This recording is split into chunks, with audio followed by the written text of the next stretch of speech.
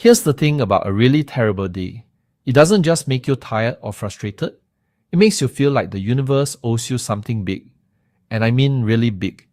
Not just a nice meal or a long bath, but something life-changing, like a lottery jackpot. If you've ever found yourself standing at the Singapore Pools counter after a brutal week at work, absolutely convinced that this time you're going to win, you're not alone. There's actual psychology behind why we feel entitled to sudden wealth when life gets hard, and understanding it might just save you a lot of money. I'm here today to talk about why bad days make lottery tickets feel like investments rather than long shots. Because this pattern affects nearly everyone in Singapore and Malaysia, regardless of how educated or financially savvy we think we are. Let's start with something psychologists call mental accounting. Basically, we all keep an invisible ledger in our heads of what we think life owes us. When your boss unfairly criticizes you in front of colleagues, when your car breaks down for the third time this year, when your child's tuition fees increase yet again, your brain is quietly adding up these misfortunes. It's telling a debt that you believe the universe needs to repay. This is why lottery sales actually spike during economic downturns, when Singaporeans watch their savings erode from inflation, or when Malaysians face another petrol price hike. Buying a lottery ticket isn't purely about wanting money. It's about restoring balance. Your brain is screaming that after all this suffering, surely something good must happen. Surely you deserve it. But here's the problem. The lottery doesn't check your suffering scorecard before drawing numbers. Someone who's had the worst year of their life has exactly the same odds as someone who's had the best. For total, that's roughly 1 in 14 million. Yet the person who's suffered more will feel genuinely more confident about their chances, purely because they've mentally earned good fortune. Now let's talk about why this feeling intensifies under specific conditions, because it's not random. There are clear triggers that make even rational people suddenly think spending 50 ringgit on lottery tickets makes perfect sense. First is what I call the compensation fallacy. After a terrible week, maybe your landlord raised the rent unexpectedly. Maybe your team lost a major client. Maybe your parents needed financial help you couldn't easily provide. Your brain doesn't just want compensation. It wants compensation proportional to the suffering. Treating yourself to bubble tea doesn't cut it. The pain was big, so the reward needs to be big. Life-changing. The lottery promises exactly that. This compensation fallacy makes us terrible at assessing probability because we're not thinking mathematically. We're thinking in terms of fairness and justice. We've been through so much, so good things must come next. It's the gambler's fallacy dressed up in self-pity. Then there's what happens when money gets tight.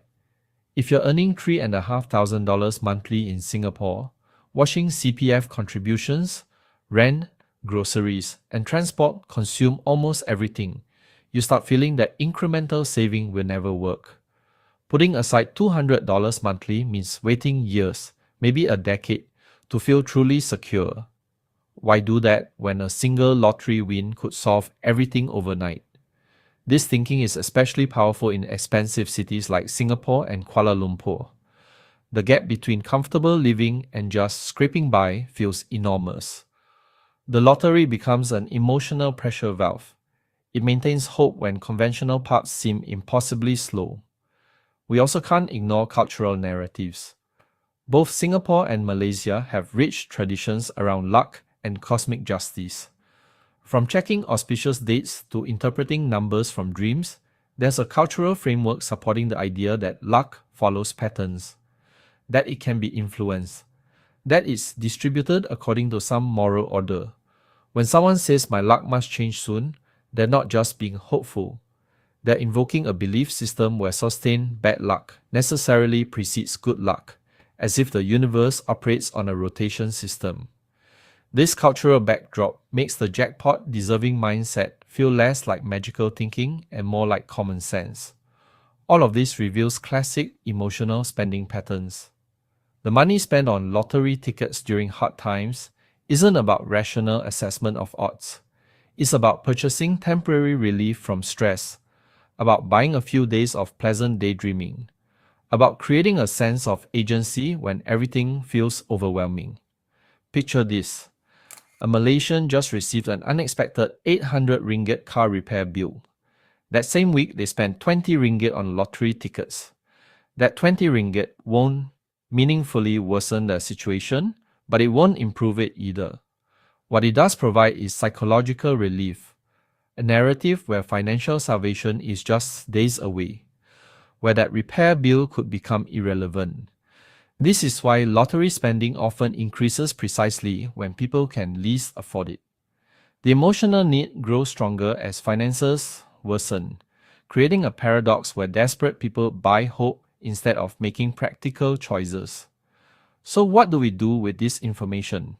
Recognizing why we feel entitled to sudden wealth after hardship is the first step toward better decisions. The feeling itself isn't shameful, it's deeply human. But acting on it repeatedly derails financial goals. Start by separating emotional needs from financial decisions.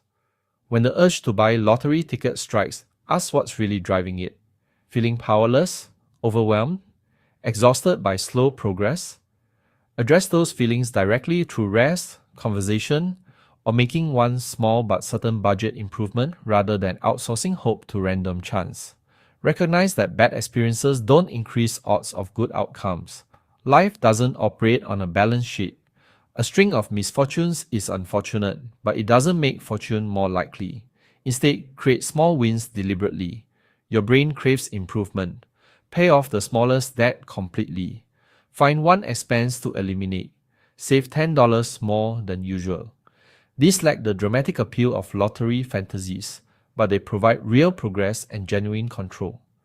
If lottery tickets serve an emotional function, budget for them as entertainment, not financial strategy. Setting aside $10 monthly for hope spending is different from spending $50 whenever life gets hard. One is controlled, the other reactive. Finally, challenge deservingness thinking. Notice when thoughts like "I deserve this" or "I've earned some good luck" appear around spending decisions. Deservingness is a feeling, not a financial principle. The urge to seek sudden wealth during difficult times will probably never disappear completely. But understanding why bad weeks make the lottery seem appealing creates space for better choices. Financial security rarely arrives suddenly. It's built through consistent decisions, through resisting emotional triggers, and through finding sustainable hope. The jackpot can remain a pleasant daydream, but it shouldn't be the plan. For more insights on money psychology and better financial decisions, visit WhyWeSpend.com. And if this video helped you see your money habits differently, subscribe for more content on why we spend the way we do.